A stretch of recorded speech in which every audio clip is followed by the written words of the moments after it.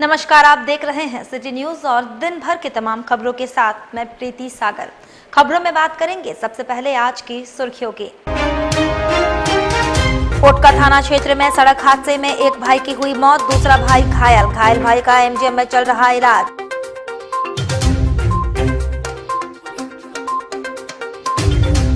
आजाद नगर में बोलेरो ने ऑटो में मारी टक्कर, 2 बच्चे सहित एक ही परिवार के 6 लोग हुए जख्मी।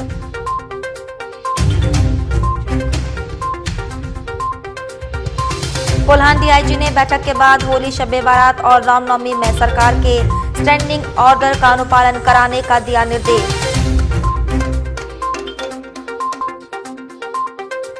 और वर्ल्ड थिएटर डे पर 2 नाटकों का किया गया मंचन।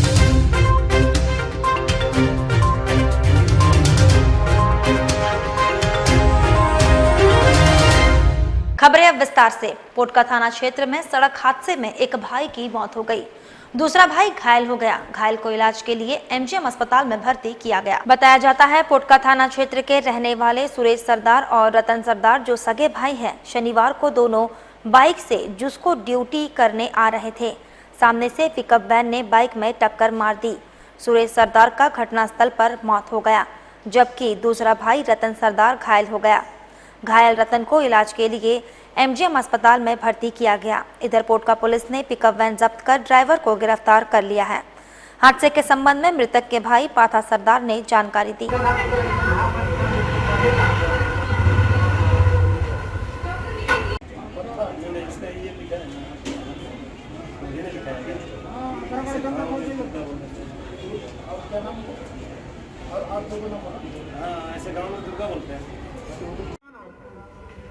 सूरज सरदार। और जो घायल है उसका नाम? रतन सरदार। कहाँ का रहने वाले हो? गोवर्धन थाना राजनगर। कैसे हुआ घटना? उतना तो हम नहीं बोल पाए, देखे नहीं। क्या पता चला? कहाँ निकले थे लोग? ड्यूटी के लिए। कहाँ पर? जगह का जमशेदपुर आ रहे थे लोग? हाँ, जमशेदपुर। किसको में ड्यूटी करते हैं? जिसको क्या चीज़ का ड्यूटी करते हैं ये लोग? उतना नहीं बोल पाएंगे। क्या कैसे घटना हुआ? हम देखे नहीं बोल पाएंगे। कौन गाड़ी मारा? 470 डाला वाला 470। पकड़ाया गाड़ी? हाँ, गाड़ी पकड़ा गया? पकड़ा गया। कैसे हुआ? ये क्या चीज़ में थे? इन लोग मोटरसाइकिल में थे। अच्छा, फिर उतना नहीं बोल पाएंगे। कितना बजे निकले घर से ड्यूटी के लिए, सब बताओ। 7 बजे निकले। अच्छा, फिर कहाँ पर हुआ घटना? तोड़ी थाना कुत्ता कोटका। इधर अधिवक्ता वीरेंद्र सिंह की गिरफ्तारी के खिलाफ स्थानीय न्यायालय के अधिवक्ताओं ने काम का बहिष्कार किया और जिला पुलिस का पुतला जलाया। बताया जाता है शुक्रवार को नोवामुंडी पुलिस ने अधिवक्ता वीरेंद्र सिंह को सिद्धगोड़ा थाना क्षेत्र में उनके आवास से गिरफ्तार किया। अधिवक्ता की गिरफ्तारी के खिलाफ स्थानीय अधिवक्ताओं ने काम का बहिष्कार कर जिला बार एसोसिएशन के बाहर जिला पुलिस का पुतला जलाया। इधर झारखंड बार काउंसिल के उपाध्यक्ष राजेश कुमार शुक्ला ने अधिवक्ता की गिरफ्तारी का तीव्र भर्त्सना करते हुए कहा, अधिवक्ता सुरक्षा अधिनियम लागू करना अनिवार्य हो गया है। इन्होंने इस मामले की जांच डीजीपी से कराने की मांग की है।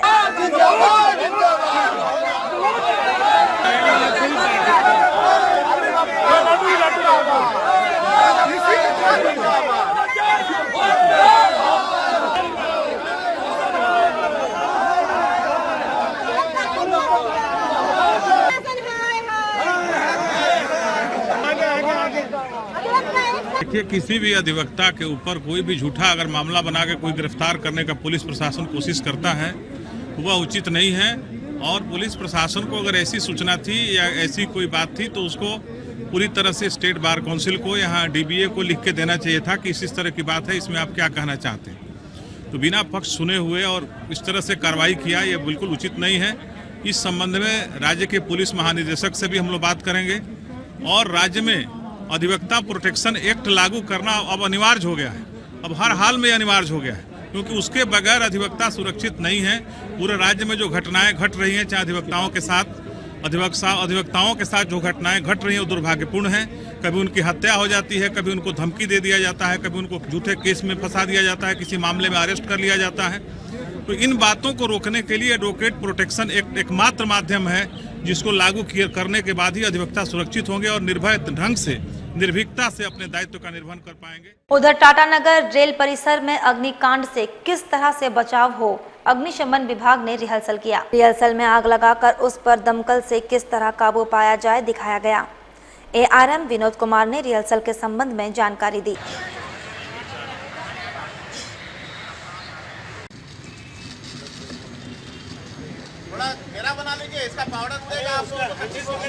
इस तरह हमारे साहब ने ये प्लंजर का पिन निकाला। पिन निकालने के बाद पाइप को जांच किया। जांच करने के बाद वो प्लंजर को किस तरह स्ट्राइक करेंगे वो देखे। ये इन्होंने प्लंजर को स्ट्राइक किया और स्ट्राइक करने के बाद पाइप के ऊपर में हाथ रखे और जिसके माध्यम से आग पे काबू पाया गया। आसानी से किया जा सकता है। एक ब्लैंकेट को पानी में ये फायर सेफ्टी से रिलेटेड हम लोग टाटानगर स्टेशन परिसर में जो है एक मॉक ड्रिल रखे थे, जिसमें झारखंड फायर सर्विस के भी पर्सनल आए हुए थे और हमारे सिविल डिफेंस और RPF के लोग भी मौजूद थे। मतलब उन सभी के जो भी उनका जो अपना डिपार्टमेंटल एक्सपर्टीज़ होता है फायर सेफ्टी से रिलेटेड, वो हमारे रेलवे कर्मचारी को बताया गया। और जैसे जैसे गर्मी बढ़ रही है, हमें ये ज़रूरी है क्या कि हम लोग अपने workplace as well as अपने पर्सनल होम में भी जो है ये सब चीज़ के फायर से रिलेटेड सेफ्टी और प्रिवेंशन मेजर्स का पालन करें। जिस तरह से जो सुरक्षा के लिए जो इंतजाम होने चाहिए, टाटानगर रेलवे स्टेशन परिसर में सारा कुछ व्यापक है। हाँ, हम लोग रिसेंटली फायर से रिलेटेड जो है सेफ्टी ऑडिट भी हम लोग किए हुए हैं। इधर आजाद नगर ओल्ड पुरुलिया रोड में सामने से आ रही ऑटो को बोलेरो ने टक्कर मार दिया। ऑटो में सवार 2 बच्चों समेत 6 लोग जख्मी हो गए। बताया जाता है धतकड़ी के रहने वाले शुक्रवार को ऑटो से मानगो आजाद नगर में शादी कार्यक्रम में भाग लेकर घर वापस धतकड़ी लौट रहे थे। ओल्ड पुरुलिया रोड ज्यों ही ऑटो पहुंची, सामने से आ रही बोलेरो ने ऑटो में धक्का मार दिया। बोलेरो चालक नशे में था।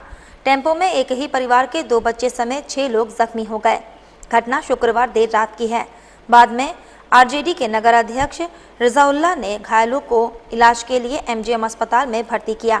मानगो पुलिस ने बोलेरो चालक को गिरफ्तार कर बोलेरो जब्त कर ली है। मानगो थाने के ASI मोहम्मद जकीन अंसारी ने घटना की जानकारी दी। हाँ, ये दोनों बच्चे थे साथ में। ये लोग ठीक है सब? लोग सब ठीक है। टक्कर तो ऐसे देखने में पता चला एक पियागो ऑटो में और एक बोलेरो में हुआ है। और ऑटो सवार में जो चालक थे वो थोड़ा घायल दिख रहे थे, तो उनको तुरंत एम्बुलेंस से MGM थाना भेजा गया है। उसके बाद MGM हॉस्पिटल। उसके बाद बोलेरो जो चालक है उसको भी प्रथम दृष्टया पहले इलाज के बाद और जो आगे प्रक्रिया है वो की जाएगी। कितने लोग घायल हुए हैं इसमें? घायल हम लोग जब तक आए तब तक तो उन लोग को उठा के भेजे। काउंटिंग में उतना ध्यान नहीं रहा कितना घायल है नहीं है। क्या पता चल पा रहा कितना होगा? ज्यादातर घायल हम लोग को दिखा कि जो ऑटो चालक है थोड़ा ज्यादा के लोग हैं। तो सबको कहाँ ले जाएगी? MGM अस्पताल। यहीं पे उन्हीं के परिजन भी उपस्थित हो गए थे। उन लोग भी अपने ही एक ऑटो ये एम्बुलेंस उधर से आ रहा था, उसी को रोका के उन लोग परिवार के सहायता के साथ ही MGM हॉस्पिटल ले जाया गया। बोलेरो पकड़ा गया ना? बोलेरो और पियागो दोनों यहाँ घटनास्थल पे ही थे। दोनों पुलिस के ये में है, निगरानी में है। और वहीं खास महल सरकारी जमीन पर अतिक्रमण मामले में पंचायत समिति की सदस्य द्रौपदी मुंडा की गिरफ्तारी और उसे तुरंत रिहाई की मांग को लेकर मुंडा समाज ने DC को ज्ञापन सौंपा। 2 दिन पहले जमीन अतिक्रमण मामले में पुलिस ने पंचायत समिति की सदस्य एवं मुंडा समाज की पदाधिकारी द्रौपदी मुंडा की गिरफ्तारी के खिलाफ केंद्रीय मुंडा समिति ने DC को ज्ञापन सौंपा। समिति के केंद्रीय सदस्य जय नारायण मुंडा ने आरोप लगाया, निर्दोष द्रौपदी को पुलिस ने गिरफ्तार कर जेल भेजा है। उसे तुरंत रिहाई की मांग ज्ञापन के माध्यम से की गई।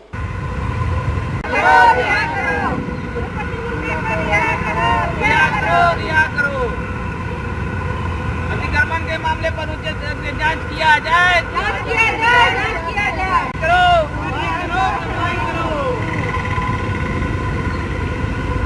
कहाँ से आए सारे लोग? हम लोग आदिवासी मुंडा समाज के विभिन्न शाखाओं से लोग आए हैं, क्योंकि पूर्व में 3-4 दिन पहले जो खासमहल में जो प्रशासन की ओर कहा जा रहा है कि भूमि अतिक्रमण किया गया है, इस मामले पर द्रौपदी मुंडा को जो गिरफ्तार किया गया है वह बेवजह और झूठा आरोप लगाकर किया गया है, क्योंकि हमारे द्रौपदी मुंडा जी वहाँ के पंचायत समिति सदस्य भी है और आदिवासी मुंडा समाज के संचालन समिति के भी सदस्य है।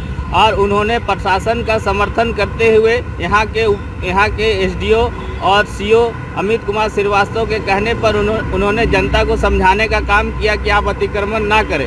उसके बावजूद अगर अतिक्रमण किया जा रहा है तो हमारे पंचायत समिति सदस्य द्रौपदी मुर्मू का क्या दोष है।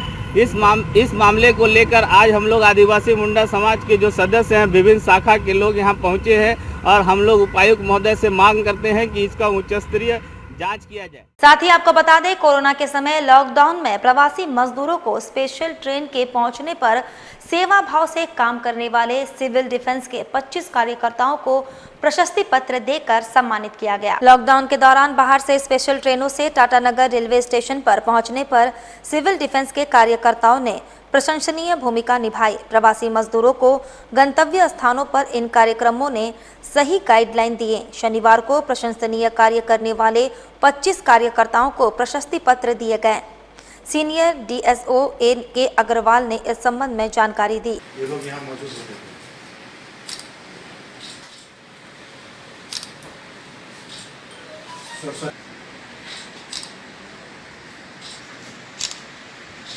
रितेश कुमार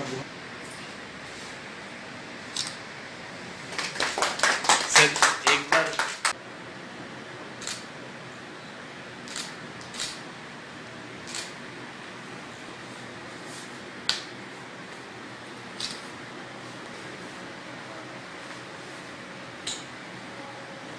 सर इसमें ये हमारे सिविल डिफेंस के कार्यकर्ता हैं जो कि हमारे रेल कर्मचारी हैं और सिविल डिफेंस के लिए ये वॉलंटरीली काम करते हैं। विगत दिनों कोरोना महामारी के दौरान जो लॉकडाउन हुआ था और उस समय जितनी भी श्रमिक स्पेशल गाड़ियाँ टाटानगर में आई थी, उस समय में इनका जो योगदान है वो बहुत ही महत्वपूर्ण रहा। उन गाड़ियों को देखभाल करना, उसमें जो भी श्रमिक बंधु आए थे उनको सही तरह से गाइड करके उनके गंतव्य तक भेजना और यहाँ स्टेशन पे जो क्राउड मैनेजमेंट और डिसिप्लिन मेंटेन करना, इसमें इनका बहुत ही महत्वपूर्ण योगदान रहा था।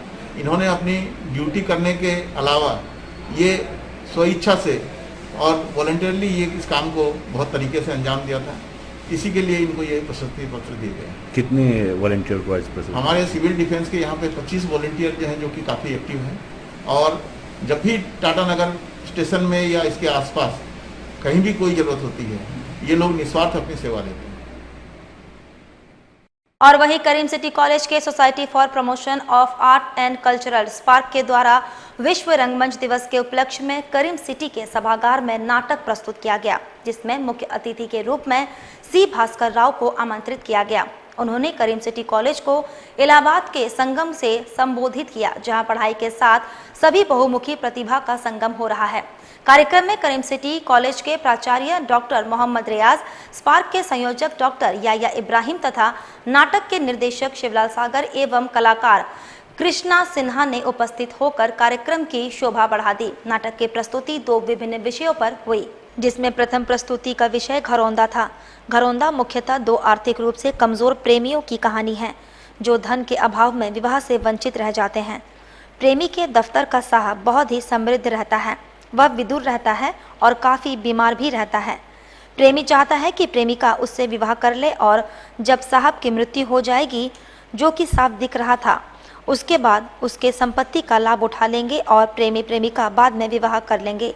परंतु ऐसा अंततः नहीं हुआ। प्रेमिका का विवाह साहब से तो हुआ, परंतु साहब का स्वास्थ्य बाद में अच्छा हो गया और दोनों राजी खुशी अपना जीवन यापन करने लगे। नाटक अंतिम इच्छा का विषय मुख्यतः एक वृद्ध लेखक एवं निर्देशक की कहानी है, जो अपने आप को किसी पत्रिका में छपवाने के लिए संघर्षरत है, परंतु उसकी बहू उसके विरुद्ध ही रहती है। बहू का मानना है कि हमारे जैसे निम्न स्तर का जीवन जीने वाले के लिए ये सब चीज़ें नहीं हैं। वहीं वृद्ध का बेटा अपनी पत्नी के उलट अपने पिता का समर्थन करता है। वृद्ध की पत्नी काफ़ी बीमार रहती है और उसकी अंतिम इच्छा थी कि उसके पति का लेखन पत्रिका में ज़रूर छपे और इसी अंतिम इच्छा के साथ उसका स्वर्गवास हो गया। पुत्र ने मां की अंतिम इच्छा को पूरा करने के लिए भरपूर प्रयत्न किया और मां की अंतिम इच्छा पूरी भी हुई, परंतु वृद्ध का भी पत्रिका में लेखन छपने से पूर्व ही निधन हो गया। इधर एसएसपी कार्यालय स्थित कॉन्फ्रेंस रूम में कोल्हान डीआईजी ने विभागीय अधिकारियों के साथ बैठक की। बैठक शनिवार को की गई, जिसमें Kolhan DIG, SSP, city SP, सभी डीएसपी एवं सभी थानेदार मौजूद थे। इस बैठक के संबंध में कोल्हान डीआईजी राजीव रंजन ने मीडिया को बताया, होली, शब बारात और रामनवमी को लेकर यह जनरल मीटिंग थी। कोविड-19 को लेकर स्टैंडिंग ऑर्डर का अनुपालन कर सार्वजनिक रूप से होली नहीं मनाने, रामनवमी जुलूस नहीं निकालने का निर्देश दिए गए। उन्होंने आम लोगों से अपील की है कि कोविड-19 के गाइडलाइन का हर हाल में अनुपालन जरूर करें।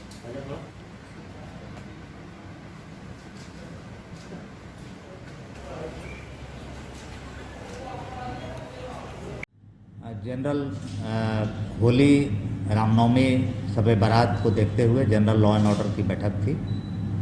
जैसा आप सभी को जानकारी है कि झारखंड सरकार के द्वारा कोविड को देखते हुए एक जनरल स्टैंडिंग ऑर्डर भेजा गया है, कल ही निकला है, कि इस बार किसी भी सार्वजनिक जगह पे होली का त्यौहार नहीं मनाया जाएगा, रामनवमी की जुलूस नहीं निकलेगी। तो उसको देखते हुए सभी थाना प्रभारियों को निर्देश दिया गया है कि ये सरकार का आदेश नीचे तक पहुंचाएं। और मीडिया के माध्यम से मैं आम लोगों को सबसे पहले तो होली का बहुत बहुत बधाई देना चाहता हूं, और साथ ही सबसे कोविड को देखते हुए ये रिक्वेस्ट करना चाहता हूं कि सरकार के गाइडलाइन का अनुपालन करें। किसी भी सार्वजनिक जगह पर डीजे लगा करके और होली का त्यौहार मनाने का चूँकि आदेश नहीं है, इसलिए ऐसा कोई काम नहीं करें कि पुलिस को सख्ती बरतना पड़े और उनके विरुद्ध में कोई कार्रवाई करना पड़े। लोग अपने घरों से होली मनाएं और कोविड के गाइडलाइंस का पालन करें, सोशल डिस्टेंसिंग मेंटेन करें, अपने और अपने परिवार को सुरक्षित रखें। वक्त तो चला है अब एक छोटे से ब्रेक का। ब्रेक के बाद खबरें और भी है, तब तक के लिए देखते रहिए के आजाद नगर मानगो में फर्नीचर का सबसे बड़ा शोरूम A1 वुड आर्ट, जो आपको देता है हर फर्नीचर पर 100% गारंटी। हमारे यहाँ उपलब्ध है सोफा सेट, डाइनिंग टेबल, पलंग, ड्रेसिंग आईना, सेंटर टेबल के साथ अन्य तरह के हर फर्नीचर, वो भी 10% छूट के साथ। अब एक ही छत के नीचे उपलब्ध है आपके घर को सजाने का हर सामान। हमारा पता A1 wood art, proprietor Haji MD Shamshuddin, opposite road number 13, old Purulia road, Zakir Nagar west, Mango.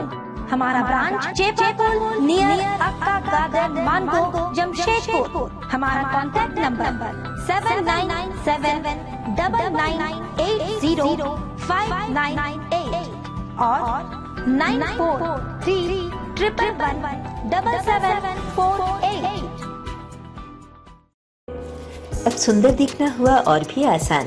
The beauty ladies spa and salon लेकर आ गया है किफायती दरों पर अपने ही शहर में हर तरह के facial, cutting, hair treatment, wax, eyebrow, mehndi और भी बहुत कुछ। तो देर किस बात की, नोट कीजिए हमारा पता। The beauty ladies spa and salon, Sasa market, first floor, near Vikas jewellers, Azad Nagar थाना, old Purulia road, Mango, Jamshedpur 832110। Phone number 6206054568 7050341215। Hi, this is Mahvish और मैं यहाँ पर अपना फैशन शो के लिए ब्राइडल मेकअप करवाने आई थी द ब्यूटी सैलून में। और पहले तो मुझे बिष्णुपुर साक्षी बहुत दूर जाना पड़ता था, अब ये मेरे घर के करीब हो गया है, तो बहुत और यहाँ का सर्विस भी बहुत अच्छा है, यहाँ के स्टाफ भी बहुत अच्छे हैं, बहुत पेशेंस रखते हैं और बहुत कम टाइम में मेरा बहुत अच्छा मेकअप किया है। और मैं जमशेदपुर के लोगों से ये रिकमेंड करूँगी कि ज़रूर एक बार इधर आए, इधर का भी सर्विस ट्राई करें। यहाँ बहुत अच्छा सर्विस मिलता है और स्टाफ भी बहुत अच्छे हैं।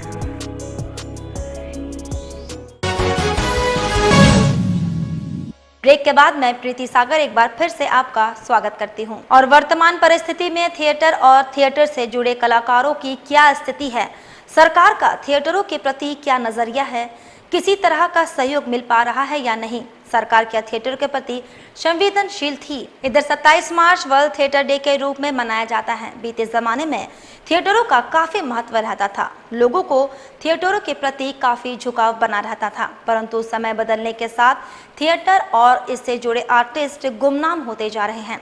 सरकार की उपेक्षित रवैये के कारण आज थिएटर और इससे जुड़े आर्टिस्ट की माली हालत और पहचान गुम होते जा रही है। आइए अब आपको बताते हैं जमशेदपुर के थिएटर आर्टिस्ट क्या कहते हैं। नमस्कार, मेरा नाम संजय दत्ता है।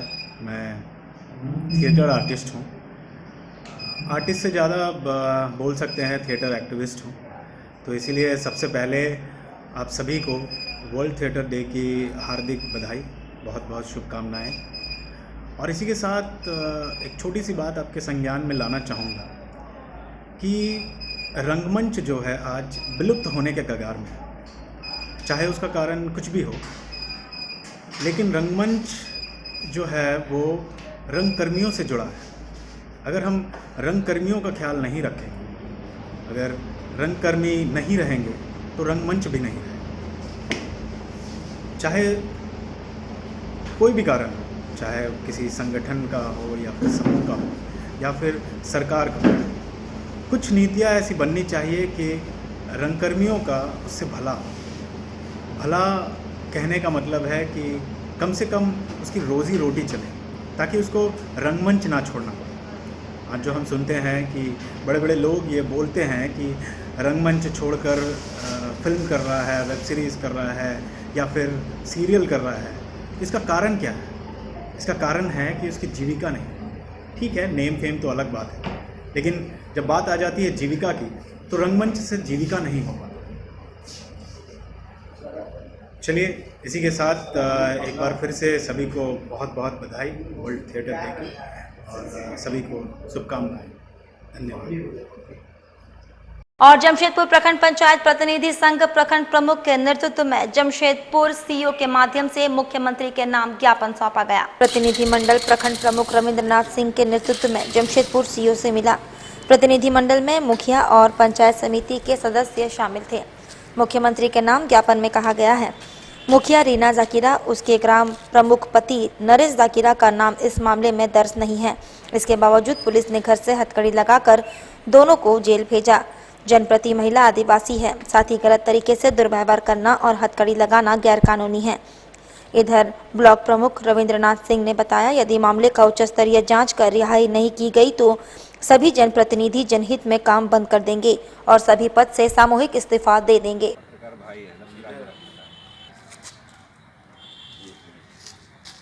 जो खास महल अतिक्रमण में हमारा पंचायत प्रतिनिधियों को जो अरेस्ट हुआ है, जो जेल भेजा गया, इसका इन्हें हम लोग आज सीओ से मिलके मुख्यमंत्री को पत्र भेज रहे हैं कि उच्च स्तरीय जांच करके और हमारे पंचायत प्रतिनिधि निर्दोष जो है उसको रिहा किया जाए जल्द से जल्द। इसी का हम लोग आज मांग रखे हैं। आगे क्या रणनीति है आप लोगों की? अभी तो हम लोग अब 10 अप्रैल तक ये हम लोग काला बिल्ला लेके अब काम प्रतिनिधि लोग काम कर रहे हैं, और 10 तारीख तक नहीं कुछ कार्रवाई हुआ, हम लोग पंचायत प्रतिनिधि को रिहा नहीं हुआ तो आगे का हम लोग आंदोलन करने के बाद होगा। इधर जुगसलाई राम जानकी कन्या उच्च विद्यालय के पुरानी चारदीवारी के कुछ जर्जर हिस्से दीवार को तोड़कर नए और मजबूती से बनाने की मांग स्थानीय लोगों ने की है। स्थानीय सामाजिक व्यक्ति दामोदर बाबा और अन्य लोगों ने कहा कि राम जानकी कन्या उच्च विद्यालय के चारदीवारी के कुछ हिस्से पूरी तरह जर्जर हो चुकी हैं। इसे तोड़कर मजबूती से बनाया जाए। पुरानी दीवार पर काम नहीं होना चाहिए, नहीं तो किसी वक्त दीवार गिर सकती है, जिससे बड़ी घटना हो सकती है।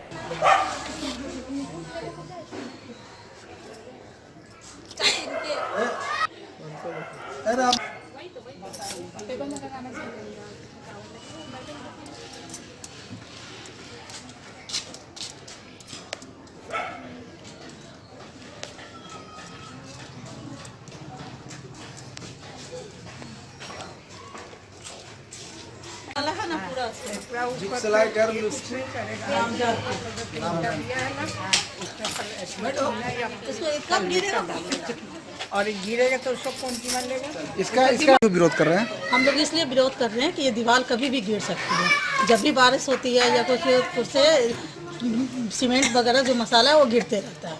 हाँ, तो हम चाहते हैं कि जब भी ये दीवार बनाए इसके ऊपर तो इसको पूरा तरह से खोल के बनाए, दीवार को उस पर लिंटर देकर बनाए, पिलर देकर बनाए दीवार को, इसके ऊपर दीवार। अभी कैसा बन रहा है? और अभी क्या है कि इसके ऊपर जुराई कर रहे हैं तो लोग। देखिए, आज मेरे को पता चला, बहुत दिन मेरे बगल में है ये, लेकिन मेरे को आज पता चला, कुछ महिलाओं ने बताया कि ये दीवार कभी भी गिर सकती है। तो इस दीवार के बारे में महिला लोगों ने विरोध किया कि भाई मिस्त्री से कि आप जो है पुराना दीवार को खोल के नया दीवार बनाइए। लेकिन मिस्त्री बोला नहीं, हम तो नया दीवार बनाएंगे, इसी दीवार पे जोड़ते हुए चल जाएंगे। तो ये दीवार अगर जोड़ते हुए चल जाएगी बगैर लिंटर के, तो ये कभी भी जो है खतरा हो जाएगा। यहाँ करीब यहाँ लोग बैठते हैं 10-20 आदमी, 10-20 आदमी कभी भी दब सकते हैं। गर्ल्स स्कूल राम जानकी कन्या विद्यालय है, इसके पिछवाड़े में ये वाली दीवार है। अच्छा, और आगे बिल्डिंग बन रहा था, उसका भी जरा देख लिया जाए। मैं पत्रकार महोदय आपको ये मैंने किसके द्वारा बिल्डिंग बनाया जा रहा है? ये तो सरकार के द्वारा है ना। क्या बनाई जा रही है? ये देखिए, आगे जो है जो बिल्डिंग बना है उसको क्या मालूम, लोग क्या बना रहा है हमको समझ नहीं आ रहा है। लेकिन एक्चुअल वो स्कूल की जगह है और स्कूल का ही कोई कार्यक्रम बन रहा है, लेकिन वहाँ खेलने की जगह भी नहीं है। तो अगर वो बिल्डिंग अगर आगे बन गया तो वहाँ क्या बच्चा लोग खेलेगा। इधर पारडी के पास कंटेनर की चपेट में आकर बाइक सवार समेत 2 युवक जख्मी हो गए। दोनों को इलाज के लिए एमजीएम अस्पताल में भर्ती किया गया। सड़क हादसा शुक्रवार देर रात की है। एक पारडी और दूसरा मानगो समता नगर के रहने वाले हैं। दोनों बाइक से घर लौट रहे थे। पारडी चौक के पास घाटशिला से रांची की ओर जाने वाला कंटेनर ने बाइक को अपने चपेट में लेकर कंटेनर चालक फरार हो गया। दोनों घायलों को इलाज के लिए एमजीएम अस्पताल में भर्ती किया गया। स्थानीय व्यक्ति भगत यादव ने हादसे के संबंध में जानकारी दी।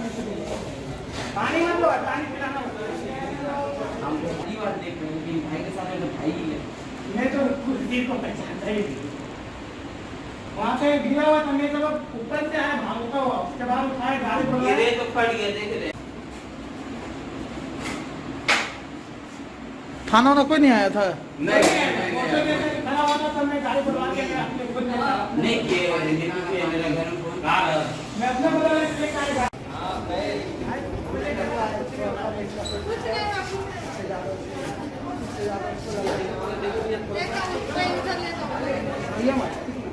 सूचना मिला, उसका माँ दौड़ते हुए आई थी कि बच्चा का एक्सीडेंट हो गया है। तो हम लोग घर से फिर निकले, जाकर देखे दोनों जहाँ एक्सीडेंट हुआ वहीं पर पड़ा हुआ था, कोई हाथ नहीं लगाया। ठीक है, वो फ़ोन किया पीसीआर को, पीसीआर भी नहीं पहुँच पाया वहाँ। तो हम लोग ऑटो ला के लोगों को एनजीएम पहुँचाए हैं। कहाँ पे हुआ है? ये पार्टी में हुआ है, दिल्ली चिकन के पास। कौन गाड़ी मारा बताया जा रहा? ये कंटेनर मारा है। नहीं, गाड़ी नहीं पकड़ाया, गाड़ी हाँ बड़ा गाड़ी है, कंटेनर मारा है। फुटेज में कहाँ का है दोनों रहने वाला? एक समता नगर का, एक पार्टी का है।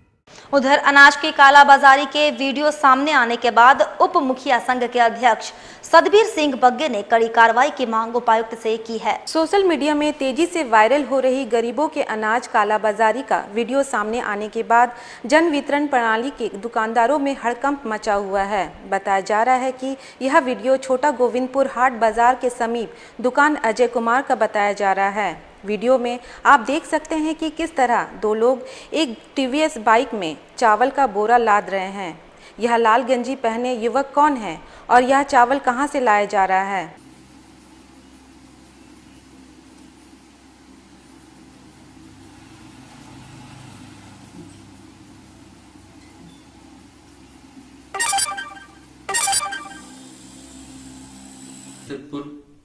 के गोविंदपुर स्थित सरकारी हाट बाजार के समीप अजय कुमार सिंह की जो JGCC की दुकान है, उससे जो काला बाजारी का वीडियो वायरल हो रहा है, मैं माननीय उपायुक्त महोदय से अनुरोध करूंगा कि इस दुकान का लाइसेंस जल्द से जल्द रद्द हो और उससे करीब से करीब कार्रवाई की जाए, क्योंकि गरीबों का अनाज है और गरीबों को अनाज का काला बाजारी करने का एक नया तरीका ईजाद हुआ है, जिसे बाइक से ढो रहे हैं।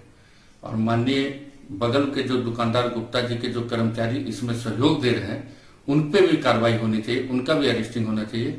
और ये अनाज कहाँ बेचा जा रहा है इसकी सारी जानकारी इकट्ठा करके उन लोगों पर भी कार्रवाई करे जो दुकान ये सामान को खरीद रहे हैं, क्योंकि ये गरीबों का अनाज है।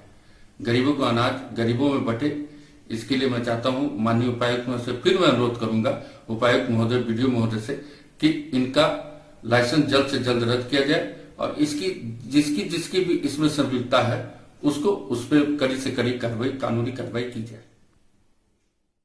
कुछ महीने पहले साक्षी में बड़े पैमाने पर जिला प्रशासन ने छापेमारी कर अनाज कालाबाजारी का भंडाफोड़ किया था, जिसमें 2 लोग जेल भी गए थे। वहीं उप मुखिया संघ के अध्यक्ष सतबीर सिंह बग्गे ने उपायुक्त से मांग किया कि पूरे मामले की जांच कर दोषियों पर कड़ी कार्रवाई किया जाए। इधर SOR नवीन कुमार ने बताया, सोशल मीडिया में आई रिपोर्ट की जांच की जाएगी, गलत होने पर कार्रवाई की जाएगी।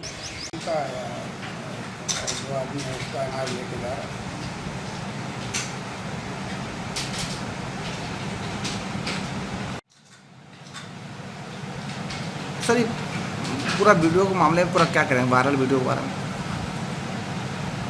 सोशल मीडिया के माध्यम से अभी एक वीडियो प्राप्त हुआ है जिसमें किसी छोटे वाहन पे, TVS जैसी वाहन पे कुछ खाद्यान्न ढुलाई दिखाया गया है। इस संबंध में संबंधित क्षेत्र के जो पणन पदाधिकारी है उसको इंक्वायरी के लिए तुरंत भेज दिया गया है। इंक्वायरी पर कार्रवाई की जाएगी, रिपोर्ट आएगी। सर, इस तरह के अभी भी इस तरह के क्षेत्र में इस तरह का हो रहा है, काबेरी जैसा मामला निकल के आ रहा है, तमाम जानकारी मिलने के बाद ही आगे के बारे में बताया जा सकता है। सर, क्या इस तरह का असर होना क्या सही है? क्या इस तरह का जो दुकानदार? ऐसा नहीं है, इसमें कोई और भी बात हो सकता है, 2-3 लोगों का मिला के भी अनाज जा सकता है। अब क्या मामला है बिना इंक्वायरी के नहीं कहा जा सकता। 1-2 घंटे में इसकी इंक्वायरी आ जाएगी तो हम लोग इसको उचित कार्रवाई होगा, वो कार्रवाई की जाएगी। और सरायकेला जिला के चांडिल प्रखंड के चिलगू पंचायत में दूसरे चरण के तीसरे दिन पंचायत स्तर पर कोरोना वैक्सीन दिया गया।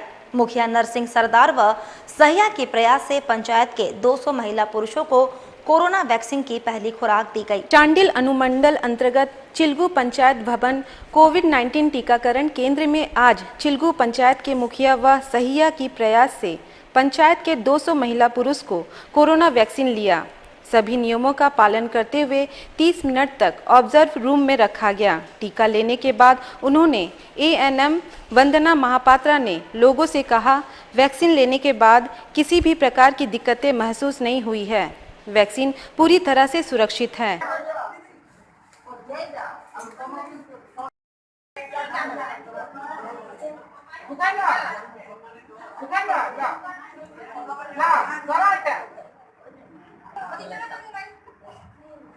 नहीं दुखा दो आस्था आराम में पीछे हम रहा है।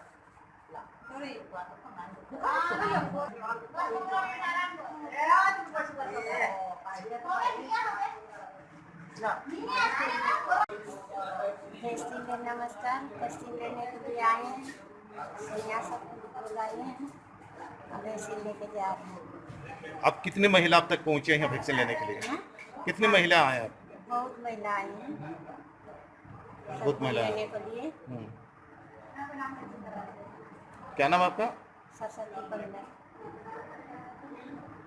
जैसे पिछले दिन जो वैक्सीन हुआ था ना, उसमें 154 आया था, जिसको देख के पब्लिक इतना जागरूक हुआ कि आज उससे ज्यादा आ गया है। और हम लोग को भी उत्साह हो रहा देने के लिए। दवा का कमी हुआ, फिर तुरंत हम लोग मंगवा लिए। और हम उम्रदार देख रहे हैं जो आपको 65 के लगभग पूरे लोग ही पहुंचे हैं। हम लोग को बहुत ज्यादा खुश है। हम लोग इतना आए हैं कि सैया लोग भी गांव में बहुत ज्यादा मेहनत की है। हम मुखिया साहब का भी बहुत ज्यादा रोल है इसमें। तो मैंने सबको बहुत ज्यादा इंकरेज किया है कि आइए ले लीजिए, सब स्वस्थ रहेंगे, सुरक्षित रहेंगे। इसीलिए वो लोग सब पूरा पब्लिक आया है, जिसका अपना टारगेट की तो उसको आ चुका है। क्या नाम आपका? वंदना महापात्र, चिंटू NM। और वहीं सरायकेला खरसवा जिला के आदित्यपुर नगर निगम के 11वीं बोर्ड बैठक आज नगर निगम सभागार में संपन्न हुई, जहां भीषण गर्मी को ध्यान में रखते हुए नगर निगम प्रशासन के द्वारा 25 से 30 नए टैंकर के माध्यम से नगर निगम क्षेत्र में जलापूर्ति सुनिश्चित कराए जाने का निर्देश जारी किया गया। वहीं 12,000 लीटर क्षमता वाले टैंकर टाटा स्टील से CSR के तहत लिए जाने पर भी सहमति बनी, जबकि भाड़े के टैंकरों की संख्या बढ़ाई जाने की बात कही गई। मेयर विनोद कुमार श्रीवास्तव ने बताया कि 5 नए टैंकर खरीदने का भी प्रस्ताव बोर्ड बैठक में लाया गया। इसके अलावा पिछली बोर्ड बैठक के निर्णय की संपुष्टि भी की गई। साथ ही छोटी छोटी योजनाओं पर भी विचार विमर्श किया गया। वहीं गेल इंडिया को काम करने से रोक दिया गया। इसके अलावा जिंदल और सापुरजी पालमजी को काम में तेजी लाने का निर्देश दिया गया। इसके अलावा मेयर ने बताया कि सीवरेज और ड्रेनेज निर्माण के कार्य में लगी एजेंसियों की लापरवाही से अगर कोई दुर्घटना नगर निगम क्षेत्र में घटती है तो इसकी सारी जिम्मेदारी एजेंसियों की होगी।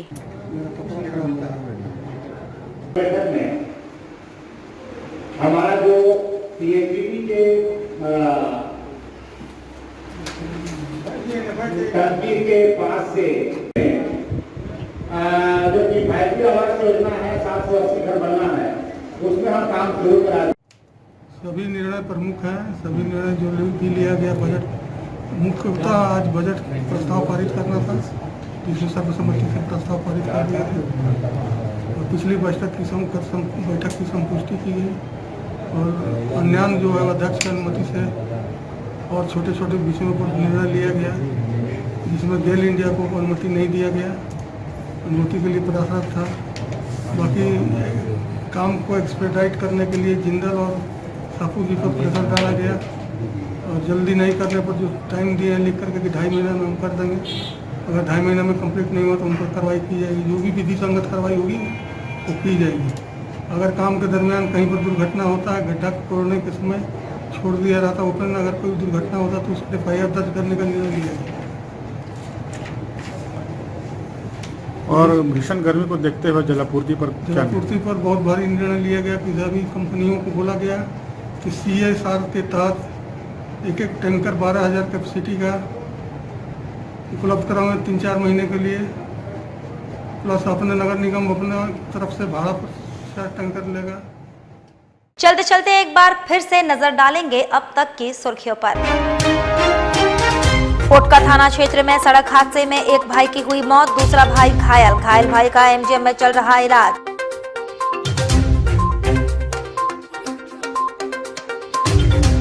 आजाद नगर में बोलेरो ने ऑटो में मारी टक्कर, 2 बच्चे सहित एक ही परिवार के 6 लोग हुए जख्मी।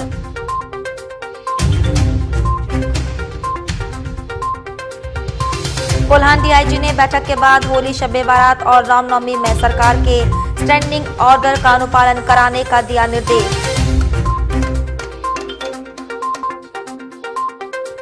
और वर्ल्ड थिएटर डे पर 2 नाटकों का किया गया मंचन।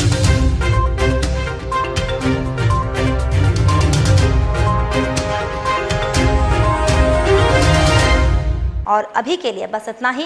कल फिर मिलेंगे कुछ अन्य खबरों के साथ। तब तक के लिए दीजिए सिटी न्यूज की पूरी टीम को इजाजत। नमस्कार।